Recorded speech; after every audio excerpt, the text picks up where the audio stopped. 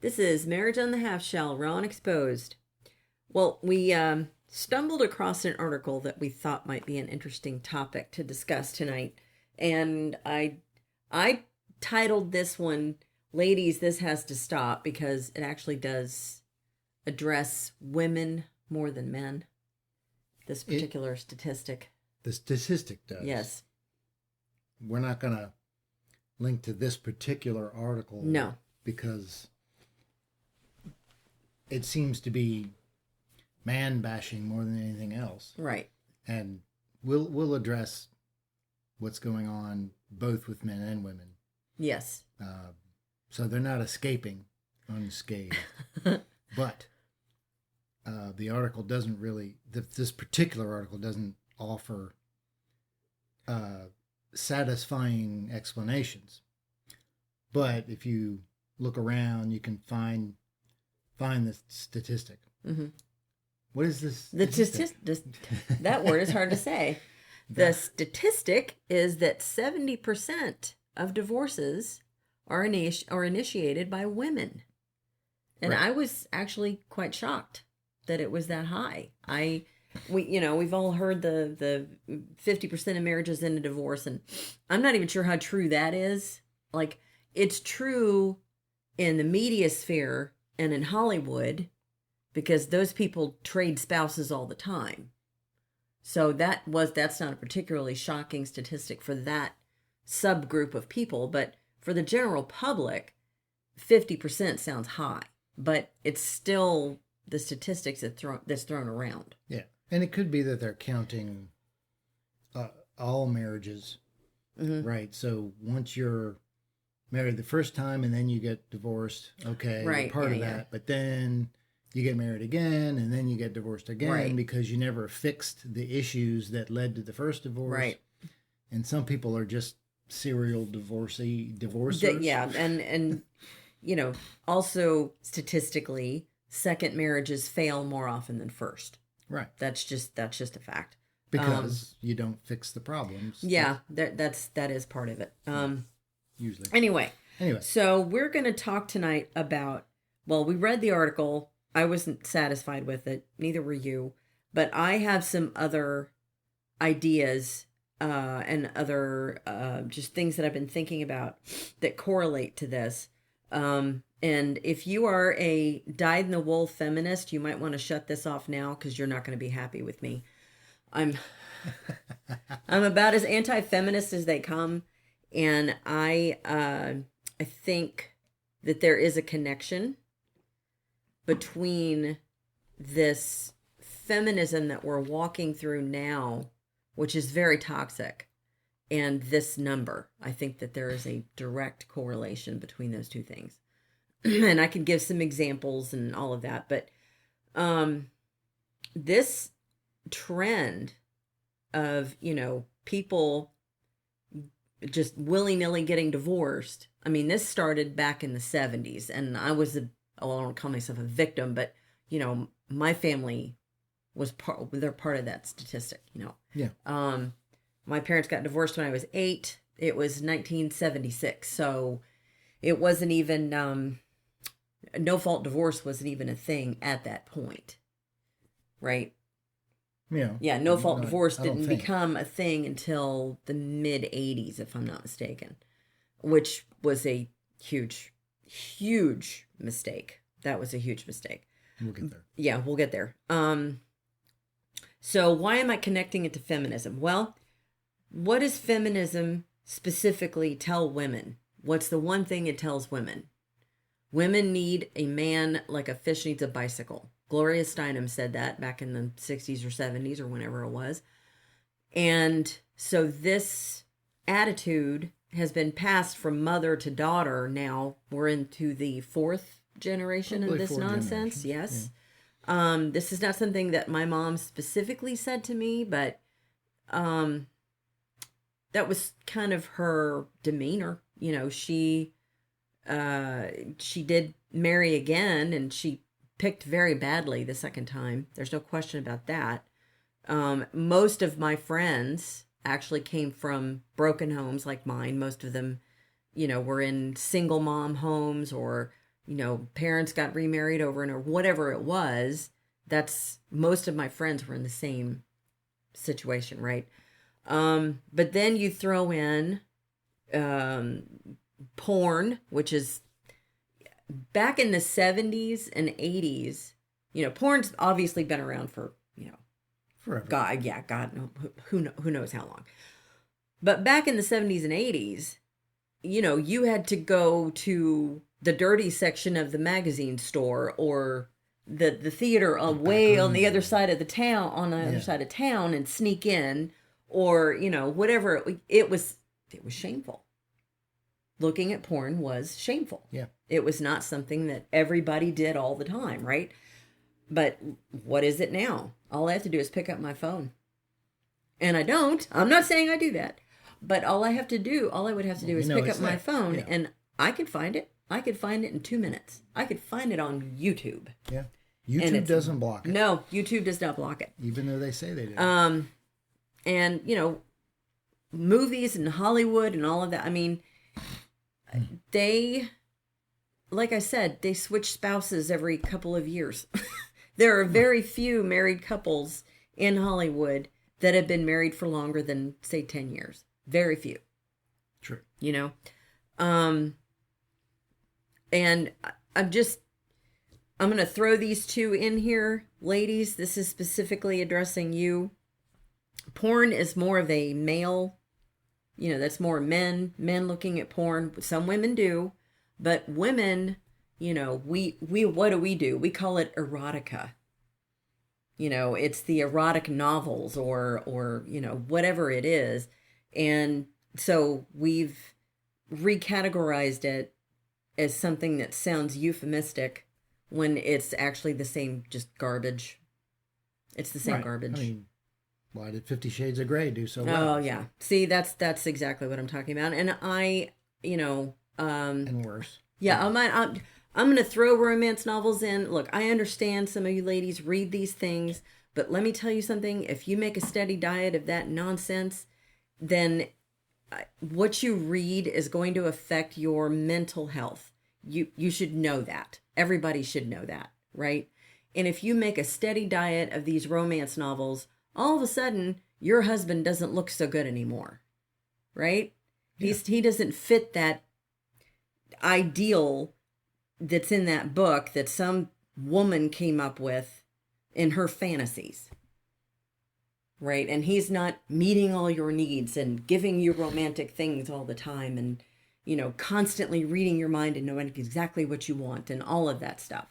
So, I'm not going to, I heard somebody say, it was in one of these books that it's in the schools now, but they called porn, what did they call it?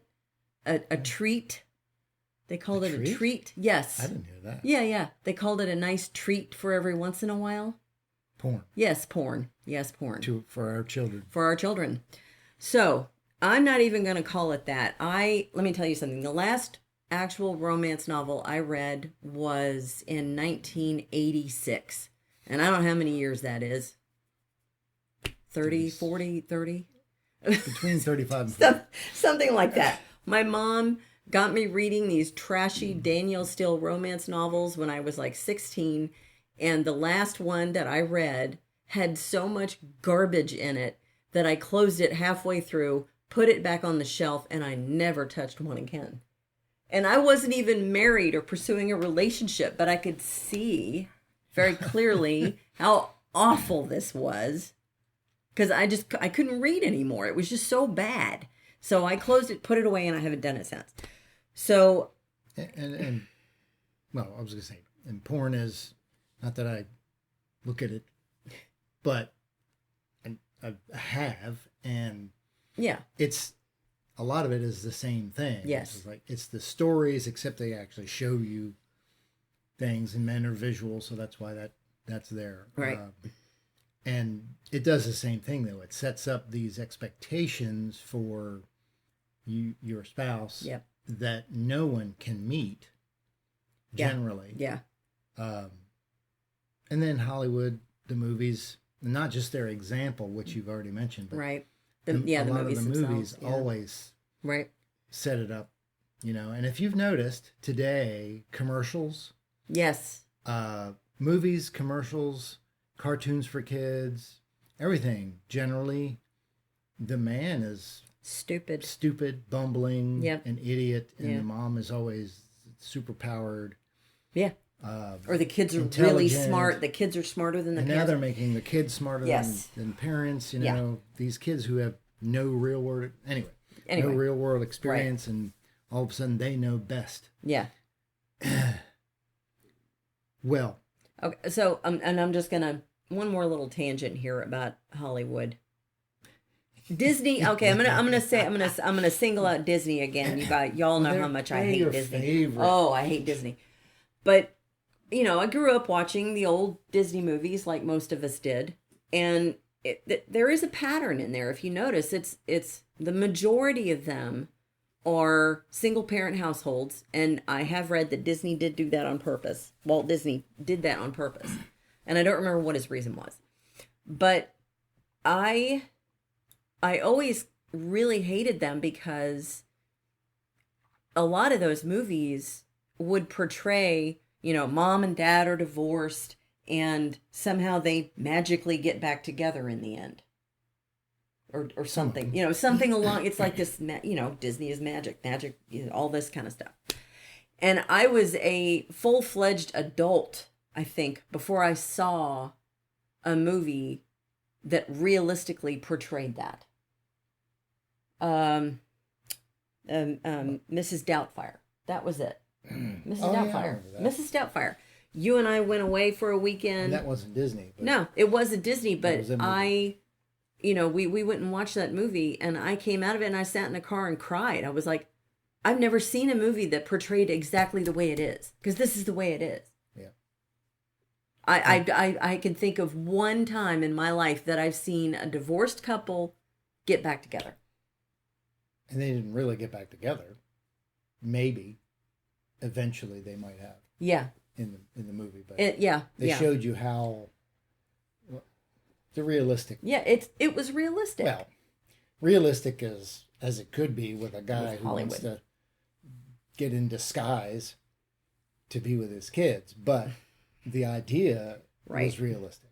Right. Okay. So we have all those factors, right? So you're saying men and women are conditioned by everything we see in the culture. Right. Okay. Okay. And then, then we're going to throw in hookup culture, which is completely toxic, and also porn based. If you ask me, there's too many young men who have way too easy access to porn. And I think that it's in part led to hookup culture. And what does hookup culture tell you? Hookup culture tells you that your relationships should be sex-based. Yeah, I mean, so many people, well, there are a lot of other movements today that place sex at the center of your identity. We're not going to go into what those are and all that. But that's one of them. Feminism always did that. Sex is empowering. You need to be independent. You can have all the sex you want. Right. It was all focused like that. Mm-hmm. And they included, be independent. And they basically destroyed the idea of family. Right. Where, in the 50s, it was the husband goes and works and the wife stays home and takes care of the kids and keeps the home. But, they ignore the fact that the husband basically takes care of the outside of the home while the wife takes care of the inside of the home. Yeah. And they're both home in the evening raising the children. Yeah. They ignored all that and said the burden's all on the woman. But you know what? You can do it all. You can have the job and take care of your kids. But I don't know how you take care of your kids if you're not with your kids. Yeah. Most of the day. Right. So that was part of the lie. And out of that, I think hookup culture was born out of that, where you can just go have, like you said, have all the sex you want. Yeah. Especially with the advent of the pill and abortion. Right. Right. So, I think I said this in our last podcast. I talked about how you can be dating someone who is great in the bedroom, like the sex is awesome, but you can't have a conversation with them. Yeah. Right? So it's like the bedroom versus the dining room. And, and I think I said this last time. Once you get married, where are you spending most of your time? I'll tell you what, it's not in the bedroom. It's not. Yeah. I mean, you spend an hour a day if you're really young. Yeah. Yeah. I guess. Yeah. And then once you have kids, so another, so let's see here. So Well, you we talked put about a 1 here. Well, when we were talking about the 70%, Right. the other part of that is that most women decide probably about a year prior to bringing up divorce or initiating the divorce that they're going to get divorced. Right. Right. And and maybe it took years to get there, a few years to get there. Right. But they've developed this contempt. They're not happy. But where did the contempt come from? Yeah, and we'll get there. But they never communicated their issues, and then all of a sudden it's time to initiate this divorce, and the husband's going, "What?" Yeah. And he's like, "Tell me what I need to change." Yeah. And it doesn't matter if he does change because she's already decided that it's done. And even if they go to counseling, she's already decided. Yeah. And she's made the decision and it's done. Yeah. And men can do this too, but it's more. Yeah, the case this has of to women. do with the 70%. And I think that's even greater than 70%. But right. So anyway, that's what that's about. I mean, we did a whole podcast on, well, that was the 4 horsemen, right? About we contempt. talked about Contempt was one of them, right? Probably one of the worst. Yeah, I think it actually is. I see this. We talked about this yesterday or day before when we were having our discussion about what to talk about. This TikTok trend of women getting on social media and airing their grievances about their husbands to get feedback and dopamine hits from social media. And there was a woman who, I'm not even going to point to it. It was so awful, but she got on social media to complain about her husband because he didn't plan enough for her for Mother's Day. And, from what I could tell, she hadn't communicated it with him. She just expected him to know.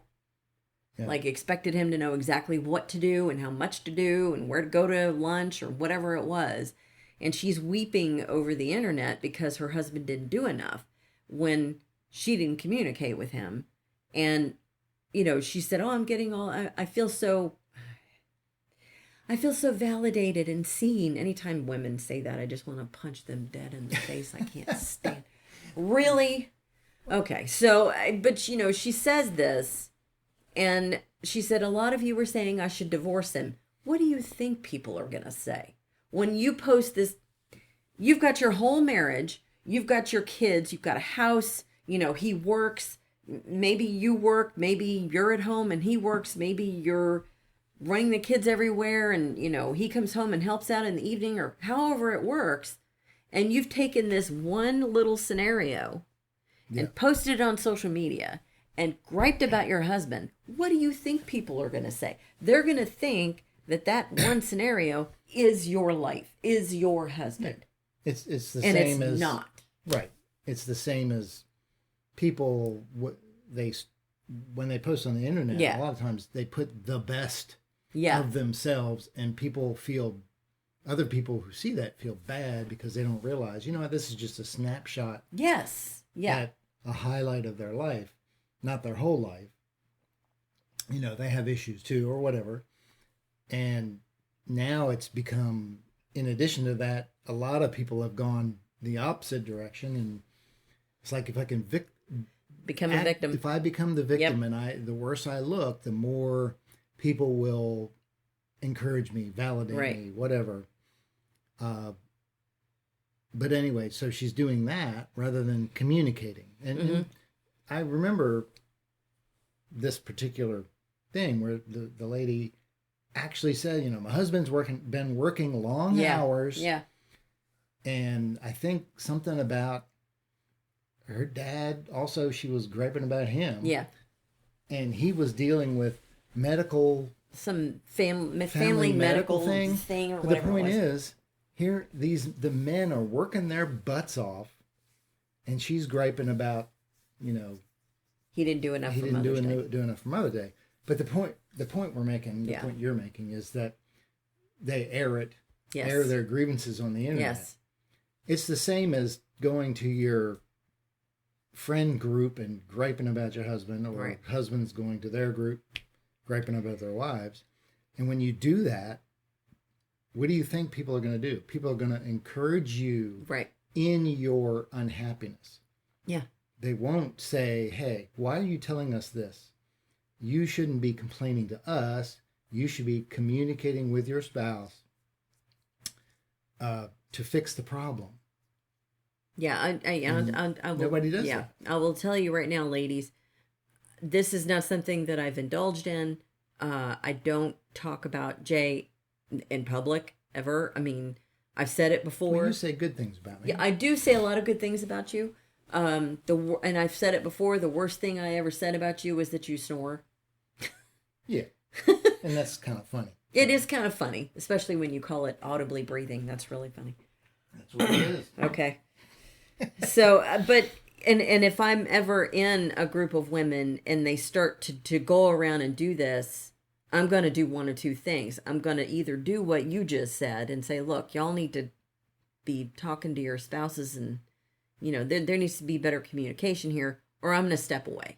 I'm just not going to do it. And I hope, I've taught my girls to do the same thing. You just don't, my oldest she'll be married 15 years this year. And as far as I know, she doesn't do that. Right. And wouldn't do that. She understands how serious that is, right? So I'm just, if I could drive home how serious contempt for your spouse really is, because it just doesn't take that much. All it takes is he does something that gets on your nerves and you don't say anything. And then you let it get a foothold. Yeah. And then all of a sudden it's like, look for all the red cars on the road when you drive to the store. Right. That's all you see is red cars. That's all you're going to see is everything negative that your spouse ever does. And it blinds you to anything positive or good that he does.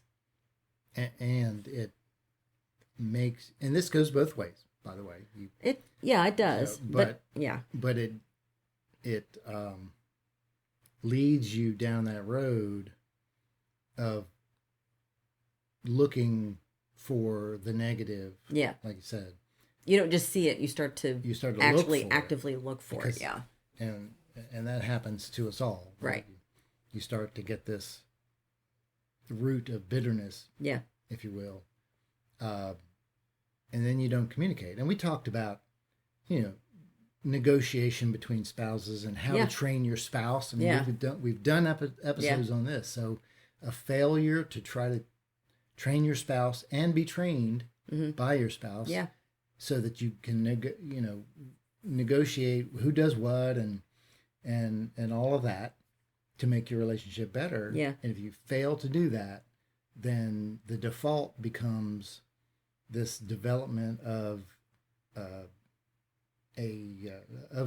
contempt, and then you start making comments out in public, or even if the internet didn't exist, I've seen people do it. And you can see people's relationship and what it does to a person if you just diss your spouse in public in front of everybody else. We actually, shortly after we moved down here, I joined the gym that I belonged to for a few years, and we had a big gym get together, and there was one couple there, and I had kind of become friends with her, but she had brought her husband to this event, We're and both there, yeah.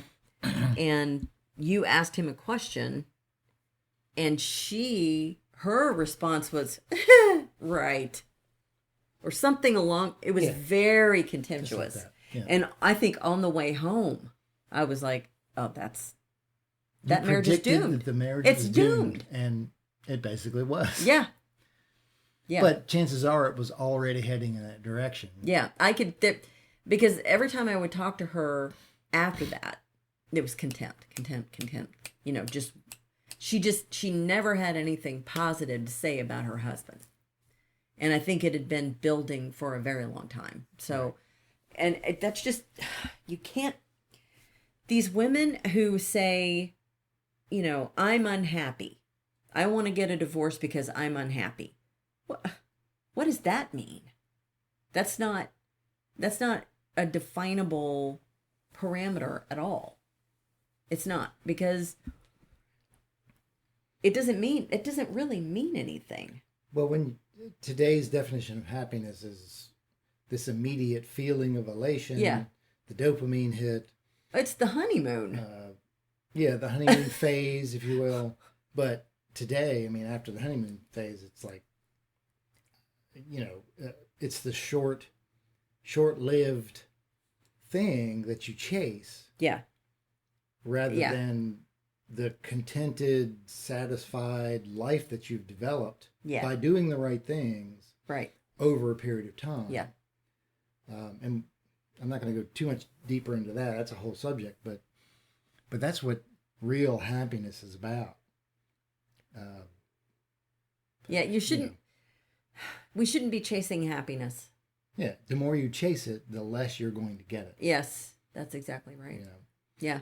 uh, It doesn't, like, getting up at 6:30 in the morning and rolling out of bed does not make me happy under any not at all. It doesn't make me happy at all.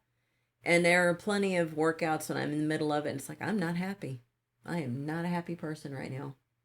But you know what? I have to keep going. You know. you're motivated to keep going Yes. because you know that the happiness Yeah. it is, well, I mean, it's really there if you've been doing it. Yeah. The contented, you know, you can always go back to the, I know this sucks right now, Yeah. but I can do it. Yeah. I know I can do it. Yeah. And in the end, I'm going to be better and stronger because of it. Right. And that's where real happiness lies. Yeah. Not I The get temporary to sit around dopamine, and not yeah, exercise and eat what I want, and Yeah. you know, I mean, all these people gaining 500 pounds and thinking that's great and stuffing their faces. It's like, well, they're immediately happy. I Right. mean, anybody's happy eating junk food. I'm happy when I eat junk food Temporarily. temporarily, but it doesn't last. No. Anyway, Okay. so let's not go too far off topic. Okay. Um, So we're talking about general disrespect towards each other. We're talking about not communicating. You and I just experienced this last weekend. You had done something that upset me. Oh did yeah, I do? I'm not going to reveal what the discussion was about, but it's okay. I you want. didn't say anything right away. Yeah, And I remember. yeah, I can't remember Yeah. what it was, but I But could I tell didn't- you were not yeah, happy. yeah. I just sat at the table and I was just kind of sitting there, and you were like, "All right, what is it? Something's bugging you." And I hemmed and hawed, and you were like, "No, out with it now. Come on, we need to talk." It was something along those lines. Something like that. Yeah. It wasn't just like that Yeah. harsh, but It was. I mean, you were being I firm. You was were like, "No, we're firmly, not but doing this." Gently pulling, Yes. trying to get you to Right. come out with it. Yeah. And you told And me, yeah, and within like 10 minutes, we had the thing we had resolved. the discussion, and we resolved it. Right. And I did my penance, and Well, no. no, I'm kidding. Well, no, but this one was on you. that- It wasn't. I yes. mean, I held it in. I shouldn't have done that, but it was on you. That particular and I admit one, that. right? And but we resolved it, but because you didn't play the games that a lot of people Yeah. do. Yeah, a Silent- lot of women would take that, hold it in, do the silent maybe treatment. use it later, try to use it as a weapon, whatever it is, or add it to the contempt pile. Yeah. Like, they already have a pile of things that they're angry at their husband about. I'm just going to throw this in there too. He didn't do this thing exactly the way I wanted him to, and he knows better. Yeah. That kind of thing. Or whatever. Yeah. Right. Well, let's talk about what we should be doing. Mm-hmm. Because we just talked about Right. the negative. Yeah. Why are 70% of divorces initiated by women Right. and only 30 by men? And there's various reasons. Right. Right. And keep in mind, we're not talking about the small, relatively small number of divorces that are justified in the sense of because there was infidelity, Abuse. And I'm talking about actual legitimate abuse. Yeah, That word has also been twisted to mean 100 different things that it's not. So yeah, I mean, you didn't let me get my way, so that's abuse. Yeah. And Emotional abuse.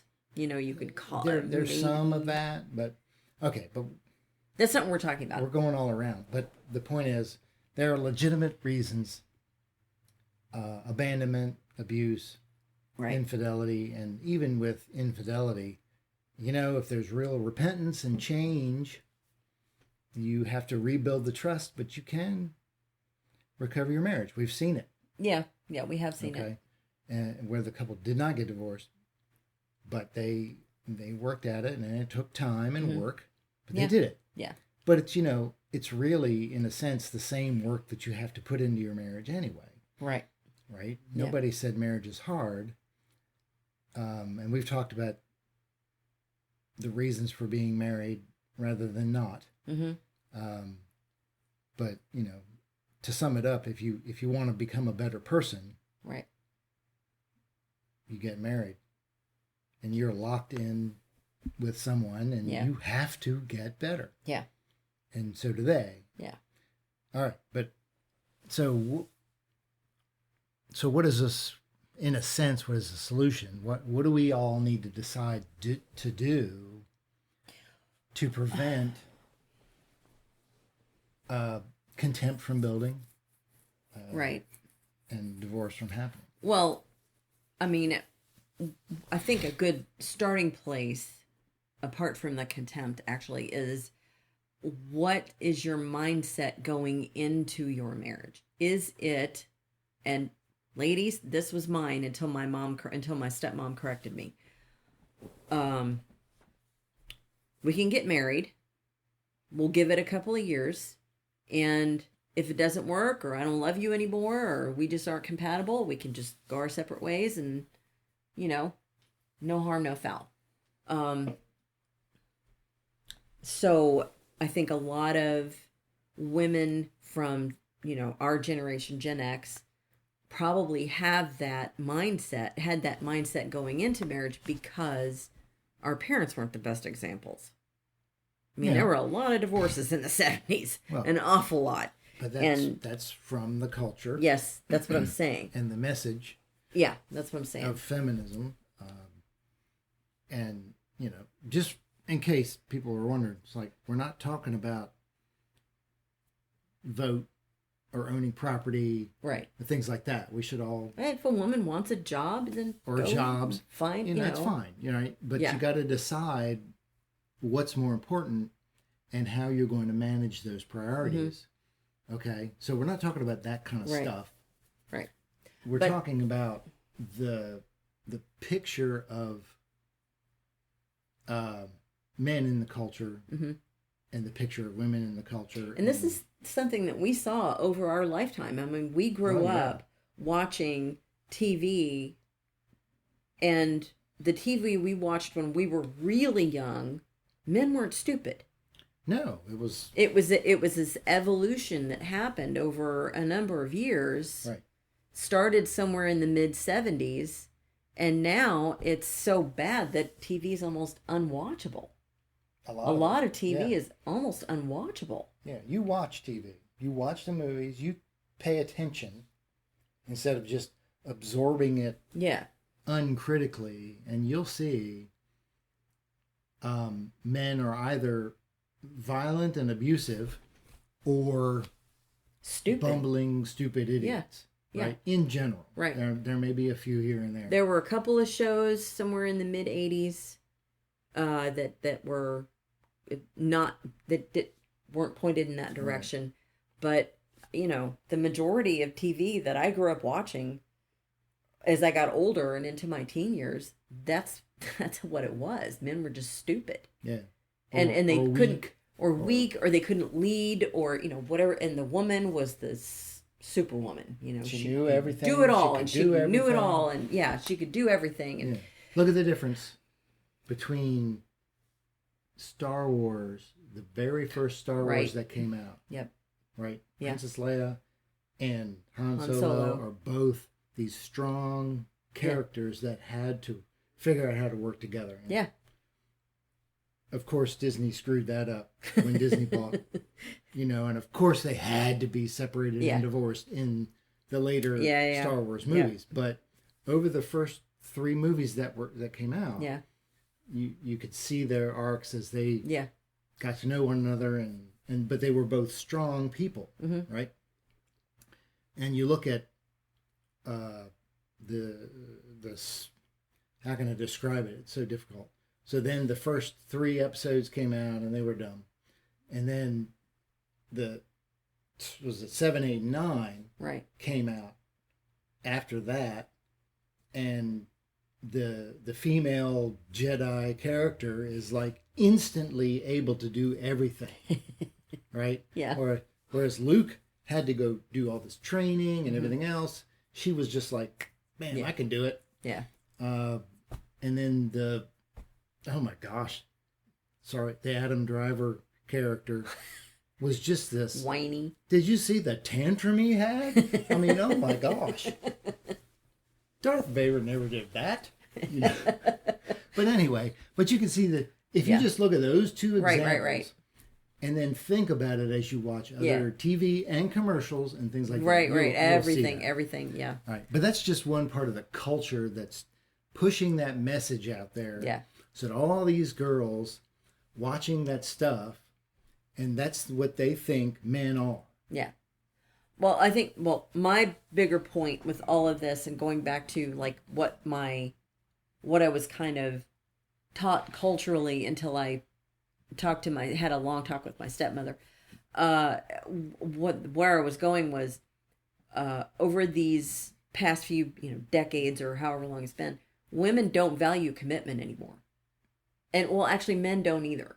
I mean, and a lot of this cultural stuff is That's true. it's cultural rot. It's fed into, marriage is not this temporary thing that you dip in and out of Right. because you're in love and then you're not, right? Right. And it's not a contract. No, it's not a contract. It's supposed to be a lifelong commitment. That is what it's supposed to be. Right. And that's the healthiest way that it can be, is a lifelong commitment. Yeah. You and I have had our problems. We've had our fights. We've butted heads a whole lot. Yeah. Especially when we were bringing up the kids. I threatened divorce at one point. It got so bad. It's just, but there's commitment. There's, at one point, you and I were the only intact marriage in the entire of all of our siblings. I think I've brought that up before. Still are. Actually, yeah. Well, now both of my brothers are. Well, no, they remarried. They're both remarried or whatever, and but it's like all of our siblings decided all to get divorced, all in the same 5. 2 to 4 year period. Yeah, It was something like over that course of, and it was horrible to watch all of them go through this. Yeah. Right? They all had kids. Yeah. They all had, they all had kids, and so they all went through this, and some of them did have legitimate reasons, to be honest. Oh, I agree. Some of them did, So maybe they picked wrong in the first place. I don't know. I'm not going to go into all that. Yeah. All I'm saying is that marriage in its healthiest form is supposed to be a lifelong commitment. Right. And it does not mean that you are going to be constantly happy. It does not mean that you are constantly going to feel mushy, lovey feelings for your spouse. That's Right. not going to happen either. You and I have been through that too. Right. You know, it's like, I kind of like you, you know, but you know, we stuck it out.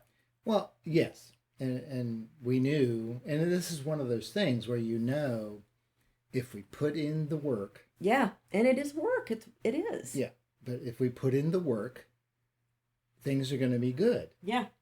And marriage is work, and you have to face it like that. Yeah. Right? As I said before, one of the purposes of being locked together like that, chained together, however you want to put it, right, is that both of you must grow. Yeah. And you become better people. I mean, think about it.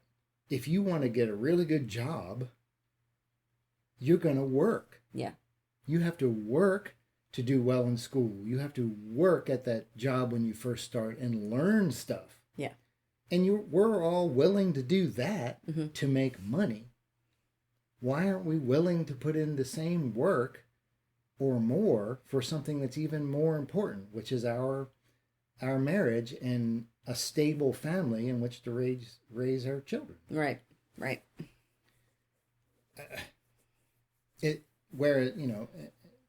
Feminism has made it like, it's better to go out and work. But also feminism wrecked the word commitment. You should be committed to your career and your job, and you should be committed. Yeah. But they have removed the word commitment from marriage. Right. And they've applied it to all these. You should be committed to your kids. Well, yeah, you should. But all right. But all we're saying is you can't do the best for your kids. No. If your marriage isn't intact. No. And strong. Right. Right. It's not mom can raise the kids and go have a job. Yeah. What are you doing? You're at your job and someone else is raising your kids. Yeah. Or watching them or indoctrinating them or whatever. They're not learning what you want. Right. Or what you think is right. They're learning what someone else thinks is right. Right. And you're doing it all by yourself. So there's no division of labor. There's no negotiated tasks. And you have strengths as a woman to raise children for certain instances, and the man who isn't there has strengths that the kids miss. Mm-hmm. I mean, the statistics show that you're more likely to become a criminal if you are raised by a single parent, whether it's a man or a woman. And that is, you can actually... And you can find... You can Google that statistic. That is legitimate. Yes. Yeah. Anyway. Yeah, you've got a much better chance of being a successful adult. But, it all comes back to... we're trying to emphasize how important it is to stay married, right? Right. And this 70% number, I can't even begin to wrap my head around it, ladies. What in the world are we doing? We have let this, mind virus come in and tell us that men are worthless, men are stupid, they're not needed. We can do it on our own. You need to be independent. Yes, we need to be independent. Well, no, I am a pretty independent person. You are. Very independent. And I pretty much always have been, but not when it comes to you. We need each other. We do. But I think what they're saying is you need to be independent and it's always, I think there's this emphasis on, have your own money, have your own job, so that when he does something bad.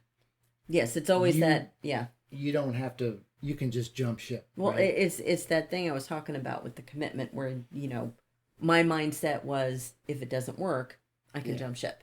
So, and to go into your marriage with that mindset, guess what? You've already said the word divorce. before you even said your vows, you said the word divorce. It is Yeah. a possibility if things don't go the way I think they should. Yeah. And we did a whole episode on that. Yes, we did. Yeah, we did. No plan B or whatever. Right. Okay, but back to my question Okay. was, what should we be doing? We should have more emphasis on teaching why marriage is important and how to do it. Yeah. I think we're Christians. You know this. You know that we are, and we're not pushing that religion. But what we're saying is it teaches that marriage is lifelong and important. Yeah. And there are non-religious reasons that is true. Yeah. But I think, and I'll be honest, I think the church today, especially in the United States and other Western countries, is weak. Very. On And this the on this teaching particular topic, yeah. It's weak on a lot of topics. Right, It's yeah. very weak. Right. But I mean, we're talking about I this. know we're Yeah. talking about marriage. Yeah. I'm getting it out there. It's weak. If it's going to be weak in one topic, Right. it's going to be weak everywhere. Yeah. And that has been so frustrating. It really has. It really has. But there is no strong teaching on marriage. I mean, they'll say some of the right words, Yep. but Conduct the marriage ceremony. they'll do the ceremony and they'll have the marriage counseling beforehand, and Right. then they'll offer marriage counseling after if you want it. If and there's a problem. once there's already a problem, and it's like there's no strong teaching about why marriage is so important, Right. And what are the what are the non-religious reasons, right? Yeah. And even if there was no religion, Mhm. you can scientifically look at why marriage is important, right? If you just, and I'm not saying we should exclude religion, but if you do, Mhm. you can see scientifically why it is important. Who does the best, right? What kids do the best in life, are more successful, Right. etc. Okay, so anyway, Well, and they're the ones who are in strong, intact marriages. right. You were going to say something? Yeah, just kind of apart from the religious reasoning. I mean, let's talk about just statistically, if you have, we all, I think, in the last 3 years, particularly since all this, COVID nonsense, we've discovered how lonely everyone is. Yes. There's an epidemic of loneliness and depression. And why is that? It's because you need people around you. Yeah. And ideally, to have one person in your life who you can trust, who you can tell anything to, who you can negotiate with, who you have good communication with, and you can literally discuss anything that's going on in your life and help each other overcome whatever obstacles are out there. Wouldn't that be ideal? Yeah. And that person should be your spouse. Yeah. It actually should be your spouse. They can't reject you, and they shouldn't want to reject you for something. Right. And you talked about, the church being weak as far as marriage, and this is something that we've actually experienced. We've been living in the South now for 7 years. 7 years? 7 years. Almost. 7 years, and we still are having a hard time finding a church. But one thing we've noticed with most of the churches that we go to, there's no marriage ministry. Nope. There was one, and they didn't have a marriage ministry, but they said, hey, go join this group of people who are doing a marriage ministry separate from this church. It's very frustrating because here we have the statistics, 70% of divorces are initiated by women. Why? For all the reasons we just listed. If marriage really is at a 50%, if we're at 50% divorce rate, then the church needs to be stepping in and doing something about this, and they're not. And it's very frustrating. There are so many couples they go to church every Sunday, and they sit there, and we know this already. We've actually seen it with our own eyes. They're cheating on each other. The man is looking at porn. They don't talk, whatever it is. But they go to church and they put on their happy faces and they're at church. Yeah. Right? And it's so backwards. It really is. That's true. So what we're saying is the church needs to be strengthened. Yes. To get back to biblical, if you're Christian, to biblical Right. teaching about many things, but about marriage. Yeah. And then maybe after you're married, come back before the problems start. Yeah. And just have discussions every now and Yeah. then. You need to be Like talking to some kind of- other couples about Yeah. real things, not, Right. Let's okay, you've been married for 6 months or 3 months. Yeah. Even. It's like, what things do you need to negotiate? what's been revealed since you're living, you're living with this other exactly. person, What do you need to just, work out? I was just, I was thinking about, I listened to a lot of political, podcasts and stuff. And one of the guys I listened to, he's a Christian, and he said, yeah, when I was younger, I would go to the men's small group, and they go around. So what's everybody struggling with? Right. Yeah. Yeah. And the men would be all saying, well, I'm on Facebook too much. I'm on my phone too much. I'm on.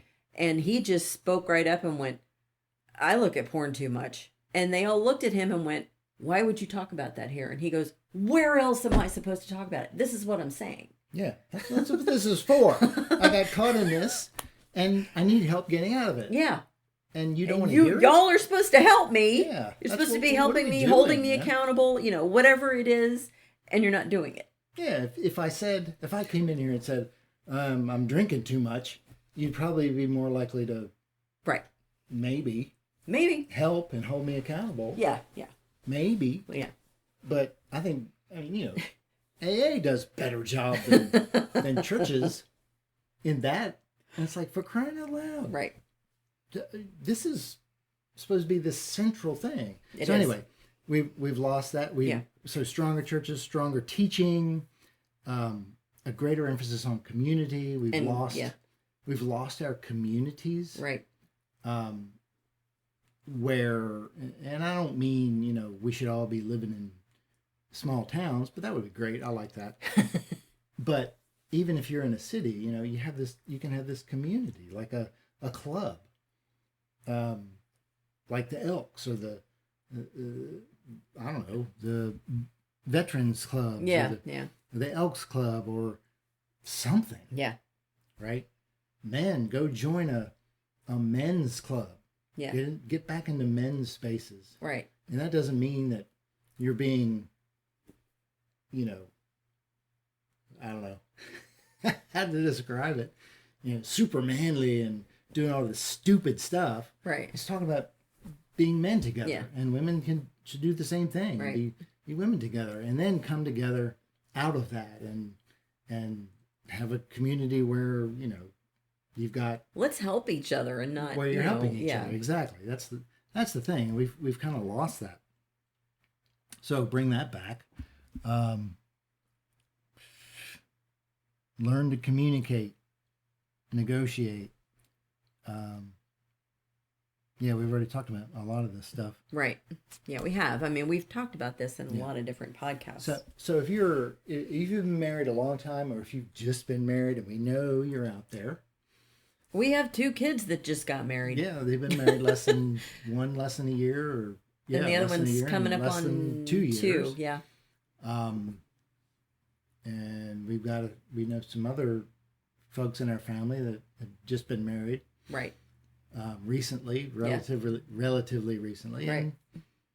And, this is something, maybe you're listening and thinking, what? This is what marriage is about? It doesn't all just happen? It's like, no. I mean, nothing in life happens by itself. Yeah, you were things. Yeah. Bad things are the only things that happen by themselves if you do nothing. If you're a squirrely little person, you can't just look at pictures of people who go to the gym and it's not gonna happen. Ladies, I can tell you, I've been doing this for how long? Like 10 years? Yeah. It takes time. Yeah. To build muscles. Yeah. In the gym, and it takes time to build skills and strength in your marriage, but right. It's worth doing, because it's definitely worth doing. Absolutely. because you keep your marriage and you become contented and happy and joyful, Right. right? And even when the bad things happen, and bad things in life do happen, Yeah. no matter what, Yeah. even if you're doing everything right, you're going to be more able to handle them. But if all you do is jump ship in marriage, then it just says you're a quitter. Yeah. You know, chances are you've quit in other areas of life. So we all need to examine ourselves and decide, you know, when there may be a few instances where it is right to quit something. This is bad for me, or this is not where, I'm definitely sure this is not where my strengths lie. Right. Or something like that. But in most cases, we just quit because it gets a little hard. And we miss out on so much in life, outside of marriage, and related to marriage. Yeah. So, So what, you know, the reason I called it Ladies, This Needs to Stop is obviously based on the fact that 70% of divorces are initiated by women. So we've tried to address both men and women in this context. It really, this has an awful lot to do with, well, what's now called generational trauma, you know, and that links back to what I was discussing before about, you know, commitment has just become this valueless word. It doesn't mean anything unless you're committed to not your marriage. You're committed to other things. Then it's okay to say commitment. But if you attach commitment to marriage, then why would you do that? And it's been now handed down over several generations. And ladies, it's time to turn the ship around. We got to stop this. We cannot keep this going and expect things culturally to get better. You know, women drive just as much of the culture as men do, maybe more, because we raise the children. You know, we are the primary caretakers of the children that we have, and you know, what kind of a culture are we leaving for them if we take commitment, throw it out the window in regards to the most important relationship that we should have in our lives? Yeah. What are we telling our children? Well, you're telling your children what my mom told me. Doesn't matter. You can jump ship, right? Yeah, but you tell a kid, I didn't like him anymore. I wasn't happy with him. Boop, he's out. Yeah. And the kids are going, well, what's going to happen when you're not happy with me? Yeah. You know? Or that was my dad. Why would you do that? You know, I loved my dad. Why would you? Would you jump ship? Yeah. Yeah. Yeah. And so there's two. Yeah, I mean that's very traumatic for kids. Yes, it is. Yeah. Obviously, and you've experienced that. Yeah. And I think that's a whole other podcast that we were going to do, but you yeah. mentioned generational trauma, Yeah. so it's not part of this, but No. It can certainly be caused. Yes. By the things we've been talking about. Yes. Right. So anyway, I'm not saying it's entirely up to us, ladies. Obviously, marriage is you know, a two-way street, and you've got to have a spouse that's just as willing to be committed to it as you are. But I think a lot of men are, and just the fact that, you know, this divorce is decided a year prior to actually taking action, that's pretty astounding. You know, that you would nurse that level of contempt and bitterness and anger, and you would just sit there and hold it in and nurse it and let it grow to the point that you're going to jump ship. So at some point, you know, it is. I'm talking to the ladies. This is on us. We gotta turn the ship around. Yeah. For the culture's sake, for, you know, for our kids' sake, and for our spouse's sake.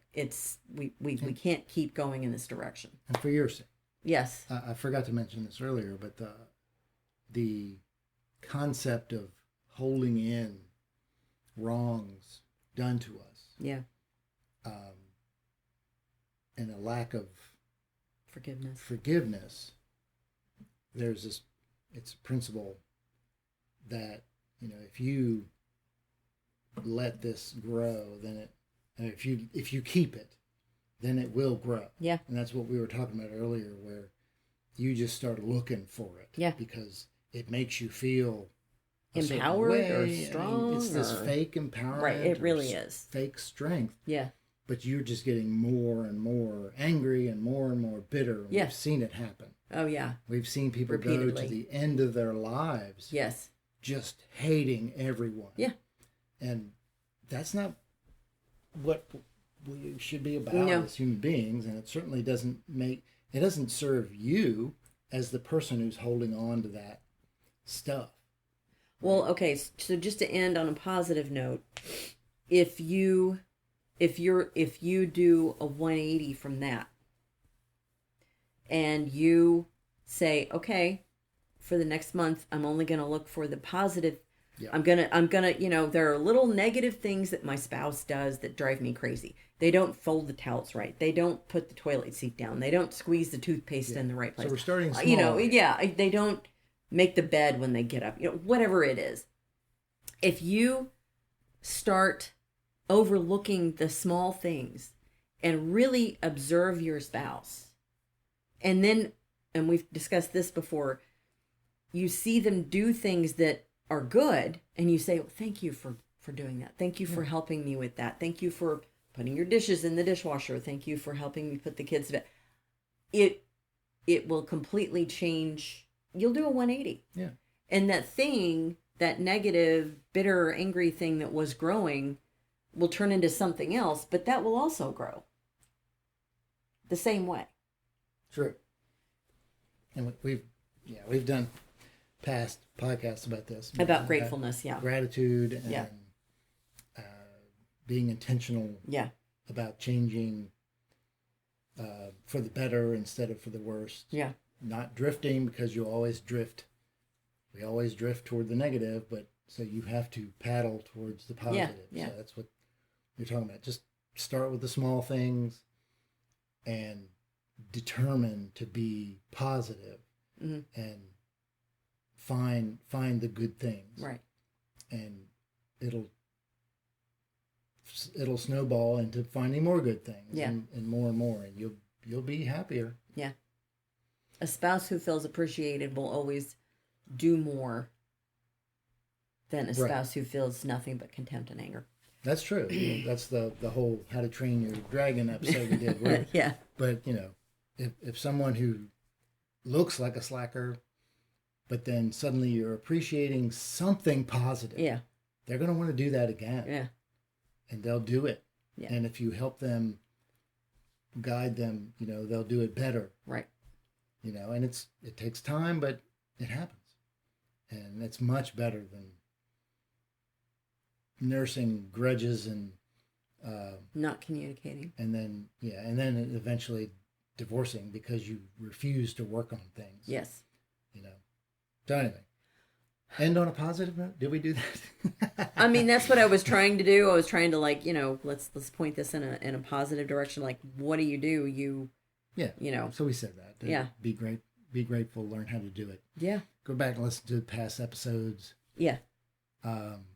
About those things. They're all there. And start turning the ship around. Or, if you're just beginning, make sure your ship stays headed in the right direction. Yeah. Yeah. All right. Yep. Let's wrap it up. Okay. So, that's it for this evening. Right? That's it. Okay. This has been Marriage on the Half Shell, Raw and Exposed.